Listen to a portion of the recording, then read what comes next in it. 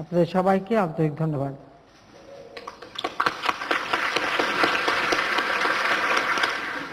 ধন্যবাদ মাননীয় প্রধানমন্ত্রী।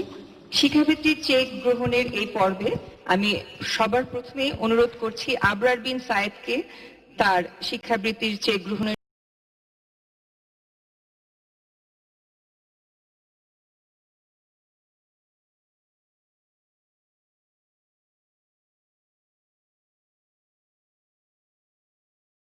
জন্য। সে পিএসসি ক্যাটাগরিতে এই বৃত্তিপ্রাপ্ত হচ্ছে। তার পিতা আবু সায়েদ সৌদি প্রবাসী।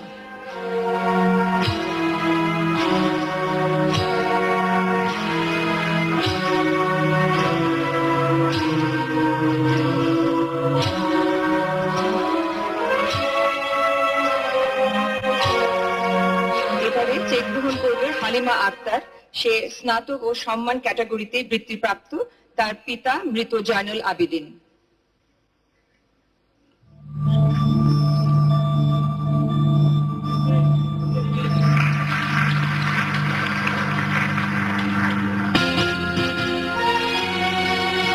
এবারে সিআইপি ক্রেস্ট ও সনদ গ্রহণ করবেন বাংলাদেশে বৈধ চ্যানেলে সর্বাধিক বৈদেশিক মুদ্রা প্রেরণকারী অনিবাসী বাংলাদেশী জনাব মোহাম্মদ মাহতাবুর রহমান।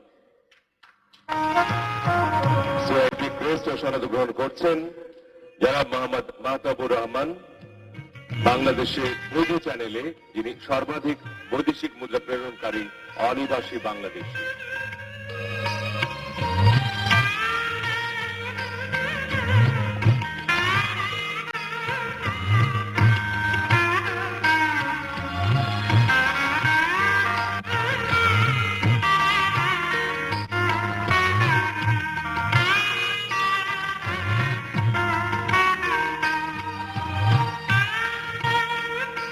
এবারে মাননীয় প্রধানমন্ত্রী, আমি প্রবাসী কল্যাণ মন্ত্রণালয় এবং আপনাকে আন্তরিকভাবে ধন্যবাদ জানাচ্ছি। এই করোনা মহামারীতে আপনারা আমাদের পাশে দাঁড়িয়ে যেভাবে সহযোগিতা করেছেন সেই জন্য প্রবাসী পক্ষ থেকে আপনাকে এবং আপনার মন্ত্রণালয়কে আন্তরিকভাবে ধন্যবাদ জানাচ্ছি। আপনার সুস্বাস্থ্য দীর্ঘায়ু কামনা করি। ধন্যবাদ। ধন্যবাদ জনাব মোহাম্মদ মাহতাবুর রহমান। এরপর সিআইপি ক্রেস্ট ও সনদ গ্রহণ করবেন বাংলাদেশের বৈধ চ্যানেলে সর্বাধিক বৈদেশিক মুদ্রা প্রেরণকারী অনিবাসী বাংলাদেশী মোসাম্মদ জেসমিন আক্তার। সিআইপি ক্রেস্ট ও সনদ গ্রহণ করবেন মোসাম্মদ জেসমিন আক্তার।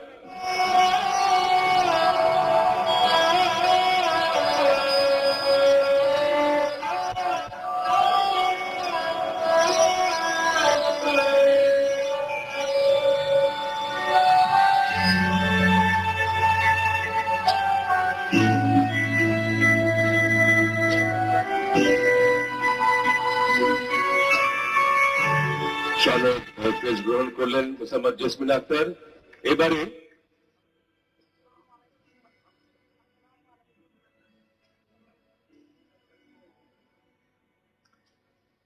এবারে বাংলাদেশে শিল্পক্ষেত্রে সরাসরি বিনিয়োগকারী অনিবাসী বাংলাদেশী জনাব কল্লোল আহমদ সিআইপি ক্রেস্ট ও সনদ গ্রহণ করবেন।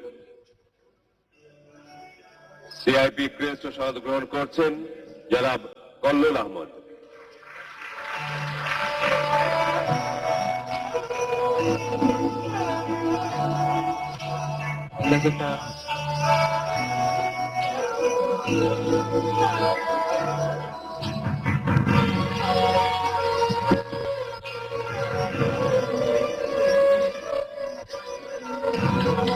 শিক্ষাবৃত্তির চেক এবং সিআইপি ক্রেস্ট ও সনদ প্রদান পর্ব শেষ হল।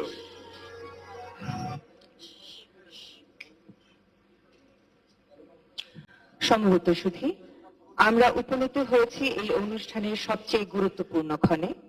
এখন ভাষণ প্রদান করবেন সর্বকালের সর্বশ্রেষ্ঠ বাঙালি, জাতির পিতা বঙ্গবন্ধু শেখ মুজিবুর রহমানের সুযোগ্য কন্যা, ডিজিটাল বাংলাদেশের রূপকার, সুখী সমৃদ্ধ সোনার বাংলাদেশ গড়ার মহতী লক্ষ্যে ইতিমধ্যে মধ্যম আয়ের দেশের পর্যায়ে উত্তরণের সফল রাষ্ট্রনায়ক, যার সাহসী নেতৃত্বে দেশ এগিয়ে চলেছে অপ্রতিরোধ্য গতিতে। আজকের অনুষ্ঠানের প্রধান অতিথি গণপ্রজাতন্ত্রী বাংলাদেশ সরকারের মাননীয় প্রধানমন্ত্রী শেখ হাসিনাকে তার মূল্যবান ও দিক নির্দেশনামূলক ভাষণ প্রদানের জন্য বিনীত অনুরোধ জানাচ্ছি। সম্মানিত সুধীমণ্ডলী, মাননীয় প্রধানমন্ত্রী।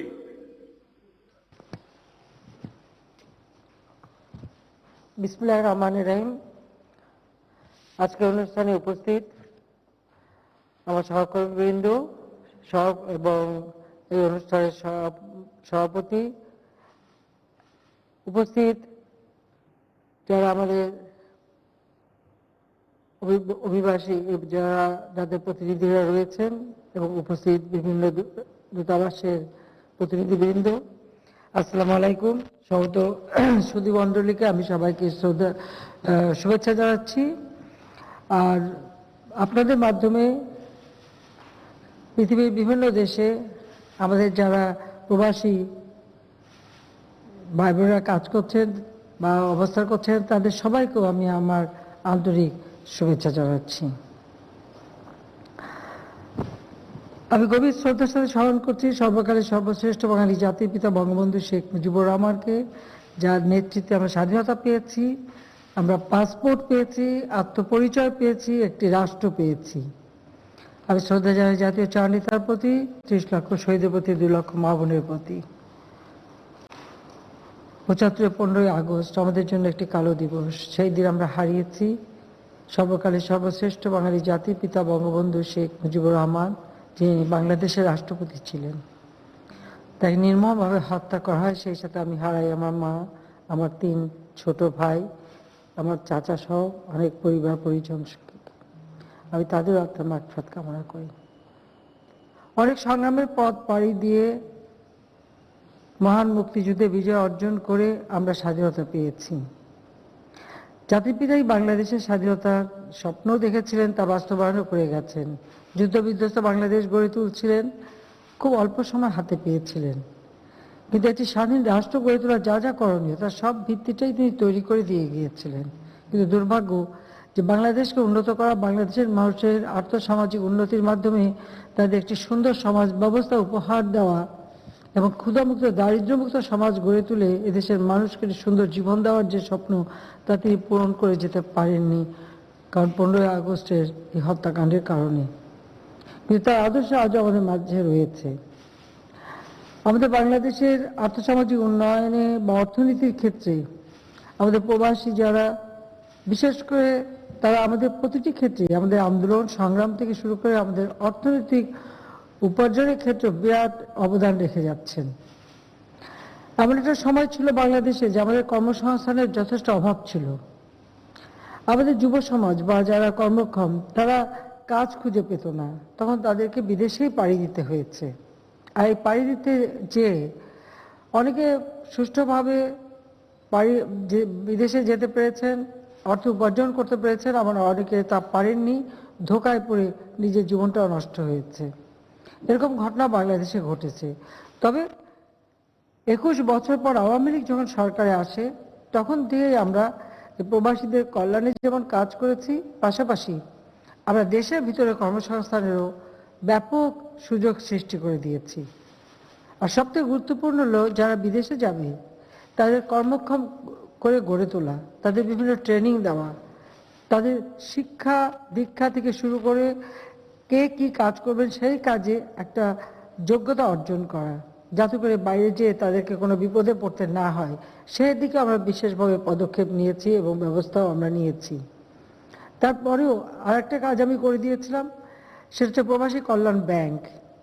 প্রবাসী মন্ত্রণালয়ের অধীনে প্রবাসী কল্যাণ ব্যাংক করে দিয়েছে এই কারণে যে যারা বিদেশে যাবে, আমি দেখেছি যে তারা ধোকায় পড়ে লক্ষ লক্ষ টাকা খরচ করে, আর টাকা খরচ করতে যেয়ে ভিটে মাটি জমি জিরে সব বিক্রি করে অথবা বন্ধক রাখে। কিন্তু যে সোনার হরিণ ধরবার জন্য বিদেশে ছোটে, সেখানে যে দেখে যে হয়তো সে বেতনও পাচ্ছে না, আরো বাণিজ্যগত জীবনযাপন করতে হচ্ছে, একদিকে যেমন নিজেদের সম্পত্তি হারানো, অপরদিকে সেখানে যে উপযুক্ত কাজের অভাব, এই ধরনের অবস্থাও তাদের আমরা দেখেছি। কারণ আমি যখনই বাইরে গিয়েছি, বিদেশে গিয়েছি, আমি আমাদের যারা প্রবাসী তাদের সঙ্গে সবসময় আমি দেখা করা, কথা বলা বা তাদের মানে সুবিধা অসুবিধাগুলি জানার চেষ্টা করেছি। সেই থেকে তাদের সমস্যাগুলি আমাদের জানা আছে। আর প্রবাসী যারা বিদেশে কাজ করে অর্থ প্রেরণ করতেন, তাদের একটা কল্যাণ ফান্ড। আমি যখন প্রথম জাতীয় সংসদের সংসদ নেতা হিসেবে সংসদে আমি যখন প্রথম নির্বাচিত হয়ে আসি, আমি বিরোধী দলে ছিলাম। তো বিরোধী দলে থাকতেই আমি দেখেছি যে সেই টাকাটা কখনো প্রবাসীদের কল্যাণে ব্যয় হতো না, সেটা আমাদের সংসদ সদস্যদের মধ্যে ভাগ করে দেওয়া হতো যা যা নিজের এলাকায় স্কুল করার জন্য। এবং আমি তা প্রতিবাদ করেছিলাম যে টাকাটা আমাদের প্রবাসীরা পাঠায়, এটা তাদের কল্যাণে ব্যয় হবে, তাদের ছেলেমেয়েদের লেখাপড়ার জন্য ব্যয় হবে, বা প্রবাসের যারা যেখানে আমাদের অধিক সংখ্যক প্রবাসী বসবাস করে তাদের ছেলেমেয়েদের জন্য স্কুল তৈরি করে দিতে হবে এবং তাদের জন্য এটা ব্যয় হবে। আমরা 96 সালে সরকার আসার পর থেকে আমরা এর পরিবর্তন নিয়ে আসি এবং এখন আপনারা দেখেছেন যে আমরা প্রবাসীদের ছেলে মেয়েদের তাদের যেমন শিক্ষাবৃত্তি দেওয়া হচ্ছে, যারা অধিক রেমিটেন্স দিচ্ছেন তাদেরকে ক্রেস্ট দেওয়া হচ্ছে, সম্মাননা দেওয়া হচ্ছে, যারা বিনিয়োগ করছেন তাদের সম্মাননা দিয়ে একটা স্বীকৃতি দেওয়া হচ্ছে। তো তাদের অবদানটাকে আমরা যথাযথ মর্যাদা দিই।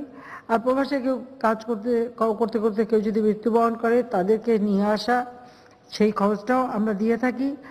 এবং সেই সাথে বিশেষ করে কোনো পরিবার যখন দুস্থ হয় বা কেউ মৃত্যুবরণ করে তার পরিবারকে আর্থিক সহায়তা এখান থেকে দেওয়া হয়ে থাকে।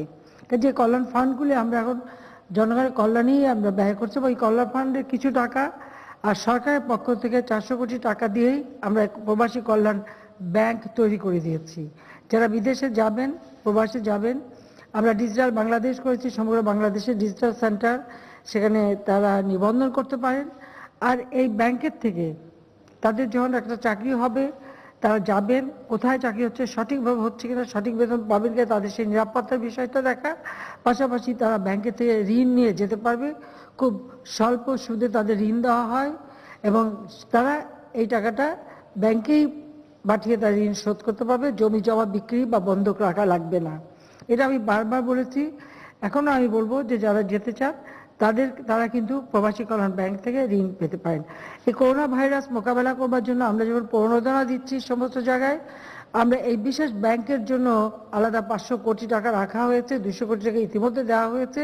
এর বাইরে এই 500 কোটি টাকা সহ প্রায় 700 কোটি টাকার ব্যবস্থা আমরা করে দিয়েছি, যাতে করে প্রবাসীরা কোনো রকম সমস্যা না পড়ে।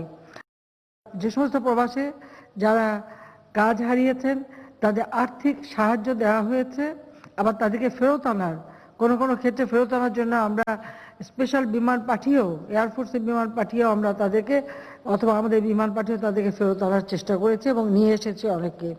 ইতিমধ্যে যারা ফিরে এসেছেন আমি জানি যে অনেকে কাজ হারিয়ে সমস্যা পড়েছেন, তবে তাদের বলবো যে যারা যখন অনেকেই বাইরে কাজ করেছেন তখন বিদেশ থেকে রেমিটেন্স পাঠিয়েছেন, কেউ ছোটখাটো ব্যবসা শুরু করেছেন, আর এখনো আপনাদের সে সুযোগ আছে, আপনারা প্রবাসী কল্যাণ ব্যাংকের থেকে টাকা নিয়ে নিজেরা ছোটখাটো ব্যবসা করতে পারেন, নিজের পায়ে দাঁড়াতে পারেন। কারণ বাংলাদেশেও এখন অনেক কাজের সুযোগ আমরা সৃষ্টি করে দিয়েছি, সেটাই হচ্ছে সবথেকে বড় কথা। এবারে আন্তর্জাতিক অভিবাসী দিবসে যে প্রতিপাদ্য গ্রহণ করা হয়েছে, মুজিব বর্ষের আহ্বান, দক্ষ হয়ে বিদেশ যান, অত্যন্ত চমৎকার একটা প্রতিপাদ্য আপনারা গ্রহণ করেছেন। কারণ এটাই আমার কথা, যেই যখন যাবেন কি কাজ করতে যাচ্ছেন তার উপর ট্রেনিং নিতে হবে, নিজেকে দক্ষ করে গড়ে তুলতে হবে।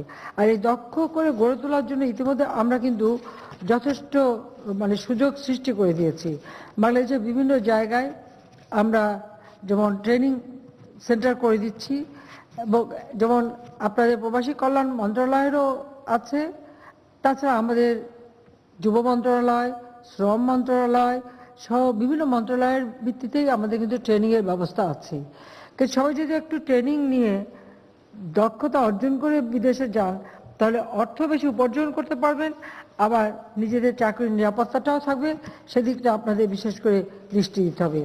আমরা ইতিমধ্যে উদ্যোগ নিয়েছি যে আমাদের প্রতিটি উপজেলায় একটি করে আমরা কারিগরি প্রশিক্ষণ কেন্দ্র গড়ে তুলব। ইতিমধ্যে আমরা প্রায় 70টা ছিল, আরও 40টা সম্পন্ন হয়েছে এবং আরও 100টা কারিগরি কেন্দ্র নির্মাণের প্রকল্প হাতে নেওয়া হয়েছে, যাতে নিজের এলাকায় বসে আপনারা প্রশিক্ষণ নিয়ে দক্ষ কারিগর হয়ে যেন বাইরে যেতে পারেন, যেন সেখানে যে কোনো রকম অপমানজনক অবস্থায় পড়তে না হয়, সেদিকে লক্ষ্য রেখেই আমরা এই ট্রেনিংয়ের ব্যবস্থাটা করে দিয়েছি। তাছাড়া যে যখন কাজ পাচ্ছেন সে কি কাজে যাচ্ছে তাকে তার উপরও একটু সীমিত আকারে ট্রেনিং দেওয়া হয়। তবে এক্ষেত্রে অনেকেই হয়তো সঠিকভাবে ট্রেনিংটা না নিয়ে কোনো মতো একটা সার্টিফিকেট নিয়ে নেন এবং তারপরে যে বিদেশে যে সমস্যায় পড়েন। আমার মনে হয় এই কাজটা না করে আন্তরিকতার সাথে ট্রেনিংটা নিয়ে গেলে পরে তাহলে আর কেউ বিদেশে যে কোনো হেনস্থার শিকার হবেন না, সেই বিষয়টাও সবাইকে নজর রাখতে হবে এবং আমাদের প্রবাসী কল্যাণ মন্ত্রণালয়কে এই বিষয়ে আরও নজরদারি করতে হবে। আমরা আমাদের যখনই আন্তর্জাতিক পর্যায়ে আমরা কথা বলেছি, সবসময় আমাদের প্রবাসী বিশেষ করে অভিবাসী যারা যারা এক একটা দেশে কাজ করে, আমরা সেই সব দেশের তাদেরকে এই কথাটাই জানাতে চেষ্টা করেছি যে আমাদের কর্মী যে দেশে যায় তারা তাদের অর্থনীতিতে অবদান রাখছে, তারা তাদের দেশ গড়ায় ভূমিকা রাখছে, কাজে তাদেরও গুরুত্ব অপরিসীম। অর্থাৎ আমার দেশের মানুষ তারা আমার কাছে তারা অনেক সম্মানের, তারা বাইরের যে কোনো রকম অসম্মানে না পড়ুক সেদিকে লক্ষ্য আমরা সবসময় রেখেছি, সেদিকে লক্ষ্য রেখেই আমরা কাজ করছি। এমনকি আমি 2016 সালে জাতিসংঘের সাধারণ অধিবেশনে আমি আমাদের বিশেষ করে যে অভিবাসীদের অধিকার সম্পর্কে আমরা বক্তব্য রেখেছি এবং এই বিষয়টাও সেখানে তুলে ধরেছি। এটা একটা সমগ্র দেশ মিলে অর্থাৎ গ্লোবাল কম্প্যাক্ট ফর মাইগ্রেশন এটা অনুমোদন করে, এটাও আমরা কিন্তু উদ্যোগ নিয়েছি, সেটা আমরা ব্যবস্থা রেখেছি। কারণ মানুষ যায়, এটা তো আদিকাল থেকে যুগ যুগ থেকেই আছে যে মানুষ এক জায়গা থেকে আরেক জায়গায় যাচ্ছে, মানুষ চলমান, কাজেই সেখানে কিন্তু গেলে পরে তার জন্য নিজের কাজটা যে করতে পারে সেদিকে লক্ষ্য রেখেই আমরা ব্যবস্থা নিচ্ছি।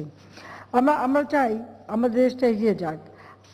দেশকে এগিয়ে নিয়ে যাওয়ার জন্য ইতিমধ্যেই আমরা কিন্তু যথেষ্ট উদ্যোগ নিয়েছি। অর্থনৈতিকভাবে আমাদের দেশ শক্তিশালী হোক, আমরা আত্মমর্যাদাশীল হই, আত্মনির্ভরশীল হই, সেই লক্ষ্য নিয়ে আমরা কাজ করে যাচ্ছি।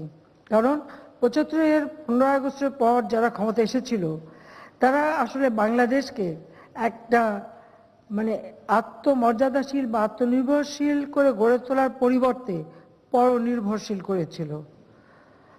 এমনকি অন্যের উপরই তাদের জন্য নির্ভরতা বেশি ছিল, যেটা আমাদের জন্য অত্যন্ত অসম্মানজনক।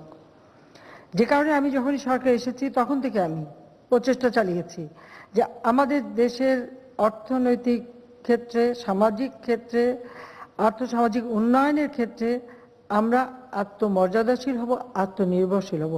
আজকে আমাদের বাজেটে প্রায় আমি বলতে পারি প্রায় 97-98 ভাগে আমরা নিজেদের অর্থায়ন করতে পারি। আমাদের অর্থনৈতিকভাবে আমরা স্বাবলম্বিতা অর্জনের পথে 100টা অর্থনৈতিক অঞ্চল আমরা গড়ে তুলছি। আমাদের এখানেও কাজের কোনো অভাব হবে না, দক্ষ কর্মী আমাদেরও প্রয়োজন, বিদেশি বিনিয়োগ আসছে, কাজে সেদিক থেকে বাংলাদেশ এগিয়ে যাচ্ছে। আমাদের রেমিটেন্স আমাদের প্রবাসীদের পাঠাচ্ছেন, আমরা তাদেরকে প্রণোদনা দিয়েছি, যার ফলে আজকে রেমিটেন্সের পরিমাণও বেড়েছে, সেই জন্য তাদেরকে আমি ধন্যবাদ জানাই।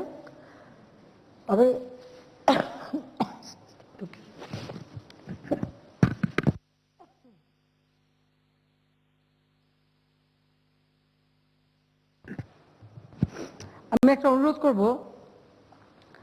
আমাদের এই শ্রমিক অভিবাসনের সঙ্গে যারা জড়িত, বিশেষ করে রিক্রুটিং এজেন্ট থেকে শুরু করে আমাদের মন্ত্রণালয়, তাদেরকে আমার অনুরোধ, এদেশের মানুষ কিন্তু মানুষ, সেভাবে তাদের মর্যাদা দিতে হবে আর তাদের জন্য কোনো রকম সমস্যা না হয়। যারা বিদেশে যেতে চায় তাদের কর্মসংস্থান ঠিকমতো হচ্ছে কিনা, তাদের নিরাপত্তা ঠিকমতো আছে কিনা, বিশেষ করে আমাদের মেয়েরা যারা যায় তাদেরও নিরাপত্তার বিষয়টা, এটা সকলকেই লক্ষ্য রাখতে হবে। সেই জন্য এক্ষেত্রে আমাদের প্রবাসী কল্যাণ মন্ত্রণালয় যারা কর্মরত বা বিদেশে কর্মী প্রেরণে যে সমস্ত সংগঠনগুলি আছেন তাদেরকে আমি এইটুকু অনুরোধ করব যে আপনাদেরকে দায়িত্বশীলতার ভূমিকা পালন করতে হবে। বলবো যে আপনারা এই ধরনের পরিস্থিতির শিকার হবেন না, দালালদের খপ্পরে পড়বেন না। আমরা প্রতিটি সমগ্র বাংলাদেশে আমরা যে ডিজিটাল সেন্টার করে দিয়েছি তারই মাধ্যমে প্রবাসী কল্যাণ মন্ত্রণালয়ে নিবন্ধন করার সুযোগ আছে। আর এই নিবন্ধিত যারা যেখানে মানে কাজের সুযোগ হবে তাদেরকে সেখানে প্রেরণ করা হয়। কাজে সেজন্য ধৈর্য ধরতে হবে। কিন্তু যদি আপনারা কারো মানে প্ররোচনায় বিদেশে যে বিপদে পড়েন, সেটা নিজেদের জন্য, পরিবারের জন্য খুবই কষ্টকর, খুবই ক্ষতিকর। কিছুদিন আগে আপনারা জানেন যে লিবিয়াতে কতজনকে জীবন দিতে হলো। এই পরিস্থিতির শিকার যেন আমার দেশের মানুষকে হতে না হয়। এখন আমাদের দেশে কাজেরও যেমন অভাব নেই, খাবারেরও অভাব নেই আল্লাহর রহমতে। কাজে এখন আর এই সোনার হরিণ ধরার পিছনে কেউ দয়া করে অন্ধের মতো ছুটবেন না। আপনারা নিবন্ধন করে তার মাধ্যমে যান, সেটাই আমরা চাই। আমরা প্রবাসী কর্মীদের সামগ্রিক কল্যাণ নিশ্চিত করার জন্য আমাদের সরকার বিভিন্ন পদক্ষেপ গ্রহণ করেছে। এমনকি যারা আটকে পড়েছিল তাদের আর্থিক সহায়তা প্রবাসী কল্যাণ মন্ত্রণালয়ের মাধ্যমে কিন্তু আমরা দিয়েছি, এবং আমাদের পররাষ্ট্র মন্ত্রণালয়ও এ ব্যাপারে যথেষ্ট খোঁজ রেখেছে। আর বিশেষ করে এখন করোনা ভাইরাসের কারণে আমি জানি অনেক জায়গায় অর্থনীতি স্থবির হয়ে গেছে। কাজে অনেকেই আজকে করোনার কালে কাজ হারাচ্ছেন। তারপর আমি বলবো যে যারা দেশে ফিরে আসছেন তাদের জন্য আমরা ব্যবস্থা নিয়েছি। আপনারা প্রবাসী কল্যাণ মন্ত্রণালয় থেকে বা অন্যান্য ক্ষেত্রে আমাদের প্রণোদনা দিচ্ছি, বা আমাদের কর্মসংস্থান ব্যাংক আছে, আমাদের পল্লী সঞ্চয় ব্যাংক আছে, আমাদের বিভিন্নভাবে আমরা এসএমই ফাউন্ডেশন আছে। আপনারা সেখান থেকে লোন নিয়ে কিছু ব্যবসা বাণিজ্য করতে পারেন, নিজেরা কিছু কাজ করতে পারেন, আপনারা সেটা করতে পারবেন। সেদিকে আমরা বিশেষভাবে দৃষ্টি দিচ্ছি। কাজে এখানে হতাশ না হয়ে আপনারা পূর্ণ উদ্যমে আবার নিজেরাই নিজের দেশে কাজ করেন। আমাদের বড় বড় মেগা প্রজেক্টের কাজ কিন্তু অব্যাহত আছে। সেখানে আমাদের বহু কর্মী সেখানে তারা কাজ পেয়েছে, তাদেরও অভিজ্ঞতা অর্জন করেছে তারা। এবং আজকে এই সমস্ত যেমন পদ্মা সেতু বলেন, নিউক্লিয়ার পাওয়ার প্ল্যান্ট বা মেট্রো রেল, অথবা চট্টগ্রাম কর্ণফুলী রেল থেকে শুরু করে যে সমস্ত কাজগুলি হচ্ছে বা বিদেশি বিনিয়োগ হচ্ছে, সেখানে যারা কাজ করছে তারাও কিন্তু একটা অভিজ্ঞতা সঞ্চয় করছে, এবং এই অভিজ্ঞতা থেকে দেশেও যেমন আরো নতুন কাজ সুযোগ সৃষ্টি হবে, বিদেশেও কাজের সুযোগ তারা পাবেন। কাজে সেই দিকে আমি বলবো যে প্রত্যেকেই নিজেদের মানে নিরাপত্তার কথাটা সব বা পরিবারের কথাটা সবসময় চিন্তা করবেন। আর ওয়েজ আর্নার্স কল্যাণ বোর্ডের বিদ্যমান নীতিমালা অনুযায়ী শুধুমাত্র বৈধ ও নিবন্ধিত অভিবাসী মৃত কর্মী পরিবারকে ওয়েজ আর্নার্স কল্যাণ বোর্ডের তহবিল থেকে ক্ষতিপূরণ বাবদ ৩ লক্ষ টাকা আর্থিক সহায়তা প্রদান করা হতো। করোনা পরিস্থিতি বিবেচনায় আমরা এখন করোনা ভাইরাসে যারা মৃত্যুবরণ করে, তারা নিবন্ধিত হোক বা অনিবন্ধিত হোক, যারাই করোনা ভাইরাসে মারা যাচ্ছে তাদেরকেই আমরা, সেই পরিবারদেরকেই আমরা ৩ লক্ষ টাকা করে এটা করোনা ভাইরাসের কারণে পুনর্বাসনের জন্য দেওয়া হচ্ছে। সে প্রণোদনাটা দেওয়ার ব্যবস্থা আমাদের ওয়েজ আর্নার্স কল্যাণ বোর্ডের নীতিমালায় নেওয়া হয়েছে। কারণ করোনা ভাইরাসে যারা ক্ষতিগ্রস্ত অবশ্যই তাদের আমাদের দেখতে হবে। আর 2019 সালে আমরা বিশেষ বিমার স্কিমও উদ্বোধন করেছি। যারা বিদেশগামী তাদের নামমাত্র প্রিমিয়ামে বিদেশ যাওয়ার জন্য আমরা বিমা দিচ্ছি। আমরা একটা হিসেব নিয়েছি পৃথিবীর কোন কোন দেশে আমাদের কর্মীরা আছে, অভিবাসী বেশি। 10,000-এর বেশি যে সমস্ত দেশে অভিবাসী আছে সেখানে আমরা একটা শ্রম উইং খুলে দিচ্ছি। এই কারণে দিচ্ছি যে তাদের কোনো সমস্যা হলে তারা যেন সেখানে যেতে পারে, সমস্যাগুলি সমাধান করতে পারে। এবং যেখানে বেশি কর্মী, আমরা বিভিন্ন জায়গায় আমাদের নিজেদের চ্যান্সেলরি ভবন করছি। এই চ্যান্সেলরি ভবনে আমাদের কর্মীরা যাতে বসতে পারে বা সেখানে তাদের সমস্যাগুলি সমাধান হতে পারে, তার জন্য বিশেষ ডেস্ক এবং তাদের বসার ব্যবস্থা সেভাবেই আমরা প্ল্যান করে কিন্তু বিল্ডিংগুলি তৈরি করে দিচ্ছি। অর্থাৎ প্রবাসীদের সব রকম সুযোগ সুবিধা দেওয়ার জন্য আমরা কাজ করে যাচ্ছি। আমি সবসময় এটি মনে করি যে আমাদের অর্থনীতিকে সচল রাখা, আমাদের ফরেন রিজার্ভ বাড়ানো, এক্ষেত্রে প্রবাসীদের যথেষ্ট অবদান রয়েছে। এখন আমি বলবো যারা অভিবাসী রয়েছেন, দীর্ঘদিন বিদেশে আছেন, প্রবাসে আছেন, দেশে বিনিয়োগ করতে পারেন, বিনিয়োগের ব্যাপক সুযোগ। আমরা আমার ডিজিটাল ডিভাইস তৈরি করা বা ডিজিটাল যে কোনো ইকুইপমেন্টস তৈরি করা বা বিভিন্ন ধরনের বিনিয়োগের ক্ষেত্রে বিদেশিরা যেমন আসছে, আমাদের প্রবাসীরাও কিন্তু আজকে দেশে এসে বিনিয়োগ করতে পারেন। আমি প্রবাসীদের জন্য এনআরবি ব্যাংক, 3টা ব্যাংকের অনুমোদন দেওয়া হয়েছে, 3টা ব্যাংকও কার্যকর আছে, কাজে বিভিন্নভাবে আমরা সুযোগ সৃষ্টি করে দিয়েছি। আর আমরা সবসময় এটাই চেষ্টা করি, যেমন রেমিটেন্স যারা পাঠাবেন, পাঠানোর খরচও আমরা কমিয়ে দিয়েছি। আর আমরা তো